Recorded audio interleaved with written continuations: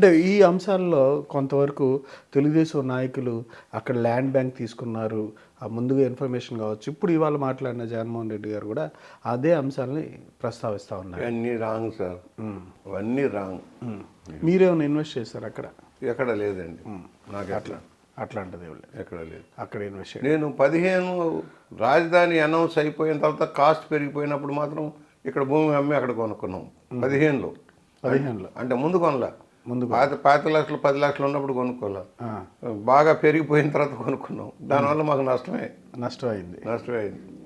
ఫ్యూచర్లో మరీ ఎక్కువ కాదు, కొద్దిగానే ఇక్కడ ఎక్కువ అమ్మి అక్కడ తక్కువ కొన్నారా? నాకు ఒక 7 ఎకరాలు చిల్లర ఉంటే లేఅవుట్ వాళ్ళకి అమ్మేసి ఆ డబ్బుతో కొన్నాను. దాని వరకు అట్లా వెళ్ళింది. ఆస్తులన్నీ కరిగిపోయినాయిలేండి. నాది 60 ఎకరాలు మాగాని పోయింది, 30 ఎకరాలు చేపల చెరువులు అన్నీ పోయాయి. ఆస్తులన్నీ కరిగిపోయినాయి. హైదరాబాద్లో ఫిల్మ్స్ తీసినప్పుడు స్థలాలు ఉంటే అయిపోయినాయి. లెక్కల వ్యాపారం ఉండేది, మద్యం వ్యాపారం ఉండేది, బార్లు రెస్టారెంట్లు ఉండేవి. అప్పుడు సంపాదించినంత రాజకీయాల్లో రామార్పణం.